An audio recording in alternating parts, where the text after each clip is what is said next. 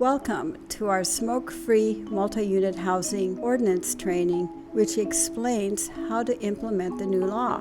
These ordinances are increasingly passed by local governments everywhere to prevent toxic exposure to second and third-hand smoke in multi-unit housing, including apartments, condos, and townhouses. These ordinances also prevent fires by eliminating e-cigarette explosions and fires caused by flammable marijuana and tobacco, which are among the leading causes of preventable burn injuries and fatalities. It is also important to note that electronic smoking devices and marijuana smoking is prohibited wherever tobacco smoke is regulated, including in Nevada's ordinance. American Pediatric Association physicians nationally support these ordinances to prevent respiratory illnesses and burn injuries in children. The goal of this video is to train apartment owners, managers, and their staff how to implement these laws to protect the public health and safety in multi-unit housing complexes.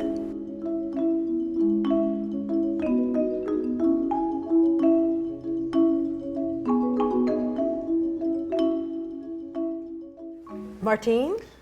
Hi. I'm Pam with the Smoke Free Coalition. We talked on the phone yesterday when you called asking if we had any suggestions on how you can implement the city's new smoke-free apartment complex. I took a few notes, and so hopefully I'll be able to answer some of your questions after spending maybe the last 9 years or so learning from people just like you who have had to address the same kinds of issues. Great. Thank you for coming here. Thank you for visiting our beautiful apartment complex. We're glad to have you. And yes, over the years we have had several tenants complain about smoking coming into their apartments from neighbors. We also have had people concerned about fire hazards from smokers, from neighbors that may fall asleep with a lighted cigarette. So several things, made us worry about smoking in our apartment complex. Are there any other concerns you have that you think that this new ordinance can help you with? Yes, as a matter of fact, I'd like to tell you that a smoker tenant costs us a lot of money. It takes us over 20 additional hours to clean an apartment, and the cost of replacing curtains, drapes, countertops can add up to thousands of dollars. It's really great that you're thinking about replacing the carpets and the drapes. Are you familiar with the term third-hand smoke? I'm not. When the smoke settles, it becomes third-hand smoke. It's like dust, and it lands on everything, especially the floors, and that can be particularly hazardous to babies who crawl around on the floor. They put everything into their mouths. Right. We found there's been some studies done by Lawrence Berkeley Labs that indicate even carpet cleaning doesn't get rid of all the harmful residue. So it's terrific that you already are taking time to replace those items. Yes, we do that, and let me tell you, it can get very expensive to rent to smoker tenants. Well, there'll be one good thing you like about this new ordinance. In addition to the other things, you have another way to save some money, your insurance. We've discovered that companies like AIG and others will give a discount for 100% smoke-free properties. So perhaps that will help offset some of the additional expenses of turnover. That's interesting. But Pam, let me ask you, what about tenants that smoke marijuana for medical reasons? That's a good question. In California and other states, the laws indicate that marijuana smoking for any reason is restricted the same way as tobacco smoking. The nice thing is I've also learned that it's possible to get the benefits of marijuana in other ways. So we've heard from doctors that they recommend lozenges, wafers, and there's a product called Marenthol that also can give the benefits of marijuana without the high. So that's something that we can provide that you could give as a resource to your tenants. That's great. Let me ask you, what about this new fad, these e-cigarettes, all these the electronic cigarettes and all its forms? How does the law affect this? That's a good question. Just like marijuana, electronic smoking devices in California and other states are prohibited from use any place that tobacco products are as well. That's for a number of reasons. One of them is that the emissions are also toxic to non-users. And I don't know if you've seen any of the news, but there's been explosions, fires caused while charging, and sadly there's even been some deaths. People who want to vape would have to also leave the property or go to a designated smoking area if you have one. They can get by through the night if they're so inclined by using something, well, we heard Nicorette gum. Some people use an inhaler to get by if they don't want to go away from the building overnight. I see. And you know, as a matter of fact, we have a designated area in our complex for smokers. And in all honesty, it gets kind of tiring to be cleaning up after cigarette butts and everything else. I'm also concerned about the risk for children stepping into a lighted cigarette butt. And so I would like to ask you, is there a possibility that we can make the complex 100% smoke-free? Absolutely. There's nothing that prohibits you from making your property 100% smoke-free. As a matter of fact, that's one of the other lessons we've learned from apartment owners in the past, and that's that it's so much easier for them and more simple to regulate smoking if it's universally banned. So you might give that some consideration, even though your ordinance would allow you to designate a smoking area with some restrictions. And you know, I will take that advice into account. It will make it much simpler for everybody and also save us money maintaining that designated the smoker area. Let me ask you, how should I handle visitors, contractors, outside maintenance workers that will come into the property? As you might guess, it would be up to you to notify them if they're people that you're hiring. So if you're not doing the plumbing repairs, if you have people that come in and work on the roof, it's up to you to let them know what your guidelines are, and they also would need to leave the property to smoke. The same goes for visitors. So if your tenants have their family come over or their good friends, that's part of their responsibility, and we'll take a look in the new lease language. It's part of their responsibility to make sure that those people follow the same rules as the rest of the tenants do. Pam, does your coalition have any resources for helping people to quit smoking? Absolutely. We have lists of classes, websites, helplines. We'll be happy to get that to you so you can add it to the list of information that you're providing the tenants about the change in the new policy. That's great. How does an apartment manager manages complaints?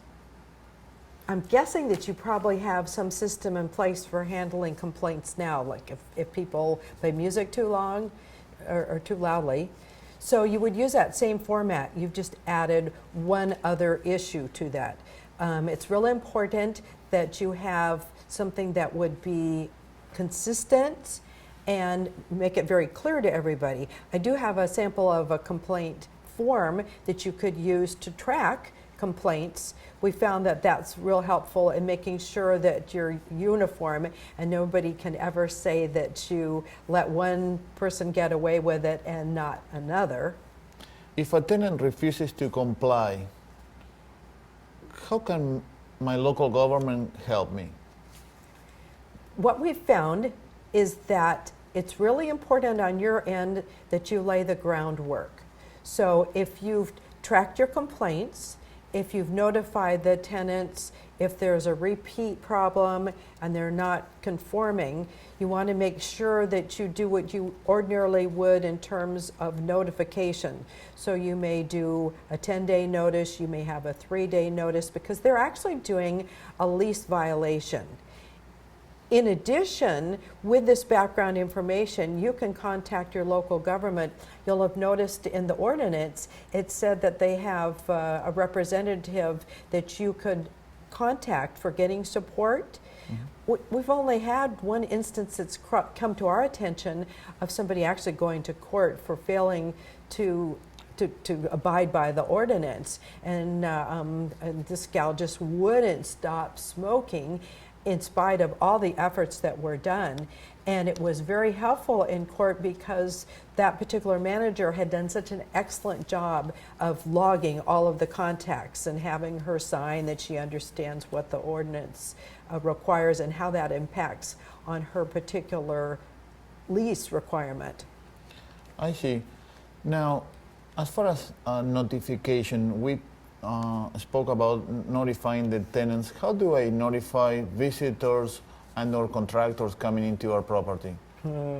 There's two specific ways that we found all of the ordinances have been implemented best. One is the training of the residents, and one is the use of signs.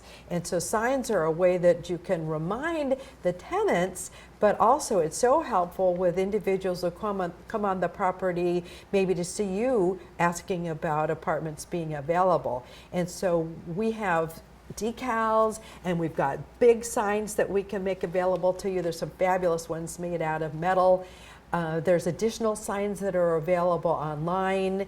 The Educational Clearinghouse is a potential place to get signs. So you'll find that will be your friend, making sure that there's no question about the property being 100% smoke-free if that's what you decide, or areas that as people come in and come out, they can tell what the guidelines are. That's excellent. You know, I'm thinking, could you get me 30 decals and 4 large signs? I'd like to put the decals in different places throughout our complex, and the 4 signs at both entrances so that everybody sees that this is the way we're going to go. Absolutely. I've actually got some in my car, so I can bring those in a little bit. How about, do you carry videos or DVDs that I can give out to my tenants, educating them about this new ordinance, this new policy throughout our complex? Yes, that's very clever of you to have thought of that. There's some terrific videos that are available, Public Health Policy Services and others. I can get you links to those, and I actually have a flash drive when we talk about the forms that I brought, some sample things that you might find useful. Some of the links are included in that, so I'll make sure that you have those available. That is great, because I was thinking about asking you for some templates around notification and lease amendments and things like that. So that would save me a lot of time and a lot of work going through the trouble of finding those. Sure. From your experience, Pam, what are some other benefits that an apartment complex like ours will benefit from instituting a policy around 100% smoke-free? Well, we've talked already about some of the health benefits. So you won't have the drifting secondhand smoke, marijuana smoke, and the vape emissions. So that probably is the most important thing. We've talked about there's a chance that you could save on insurance. We know that it costs less to turn over an apartment unit when it hasn't been smoked in, and it doesn't take as long, so that means you can get a new tenant in right away and have less money lost. But probably something that we haven't talked about that would be appealing is that you have a little more harmony in the property when people don't have the need to be coming to you nervous about the fact that they have to complain about their neighbors. So I think perhaps the overall feel of the property will have a lot more calmness and peace. You know, there are some tenants that are already asking me, if we go 100% smoke-free, where will they smoke? So if you do decide to make the property smoke-free, those people will have to leave the property in order to smoke. They'll need to walk off, they'll need to drive off. We had a large 600-unit complex that decided just that. And what was interesting is that many of the people decided to quit smoking, a sideline benefit, I suppose, for their health, because it was important to management that they protect the public health of those tenants who didn't smoke, and they also protect the look of the property. They made sure that they didn't have fires from residual butt left somewhere on the grounds. So, you know, sometimes that's just a decision that needs to be made. So before I go, I wanted to give you some of the sample forms that we talked about. I know you probably already have some things, but here's some ideas. You can put your name on them, you can rearrange them. On that flash drive, I made sure to do it in a Microsoft Word version, something maybe you can use if you have an Apple. But the first thing that you want to do is notify the tenants that there's a change. So this is something you probably have already done in the past, but this will outline that they have 60 days or 90 days to comply. Part of that will indicate to them that they're going to need to come down to the office and sign their new lease terms. And this will be because you want to be in compliance with your city's law. Then the new lease addendum, this will be your friend. This will outline all of the requirements so that the tenant knows very clearly what it is that they're expected to do. So you'll notice the first part is to tell them that there's a no smoking policy. There's definitions of smoking so that they know that it includes not just tobacco smoke, but marijuana smoke, medical or otherwise, and also electronic smoking devices. We'll talk about if you decide to make it a smoke-free complex, that will be listed there. If you decide to have a designated smoking area that meets the criteria of the ordinance, this is where you'll tell them that that is. You'll want to make sure that this includes that it's their responsibility to tell any workers that come to do special things and any guests that they also have to abide by these ordinance laws. You'll also mention more than likely that a violation of the city law is also a violation of the ordinance, of their lease. And that's very important because they need to know that this is something that is included, it's folded in, same as all the other laws, and making sure that they understand and then sign. This will be your way of verifying that they have had an opportunity to ask questions, and you can make notes if you need to. Another form we talked about is in what way they should report a violation. So it's good to ask them to do it in writing. You don't want to have them get you on the way to the pool and say, oh, by the way, Martine, I've had this problem. You want to have it in writing. They put it in writing, we notice that they will be more specific. They'll tell you when and where. And you can keep then your records just in case you have an issue going forward. In here, you'll see one of the other forms on the back. This will show that how you followed through. So this is where you're going to log how you notified the tenant that there was a complaint that was made.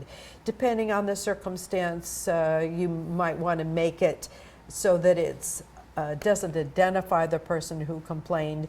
It might just be a reminder. As a reminder that the policy, these are the things that you agreed to. So if you have a detailed log like this, you'll be sure that you don't forget to notify everybody the way that you should. And if you can think of other things that you wonder, I'll be happy to research that for you as well. So included in this packet are the samples, the flash drive that I promised, and my business card. So if you have any questions, you can contact one of our resources, the Public Health Policy Services, for additional examples or questions. Thank you, Pam. I wanted to express our gratitude for you coming here. You truly have educated us, and I think we are very lucky to have this incredible resource in our community. Thank you so much, Pam. You've been awesome. Thank you so much. You're welcome. The Novato City Council enacted a new smoke-free ordinance on January 24, 2017. This ordinance gave all apartment owners and managers 1 year to implement 100% smoke-free ordinances that include the insides of apartment units, their balconies, porches, entrances, and a 20-foot buffer zone around buildings, as well as common areas such as halls, pathways, lobbies, courtyards, elevators, stairs, community rooms, playgrounds, gym facilities, swimming pools, parking garages, parking lots, restrooms, laundry rooms, cooking and eating areas. Most apartment complexes have chosen to go 100% smoke-free on the entire property so that residents have to walk or drive off the property to smoke and to make it easier to understand the law and to comply with it. By January 24th, 2018, all apartments will be 100% smoke-free or they will face fines and penalties by code enforcement officials. For more information, visit websites at the end of this video. Thank you for watching.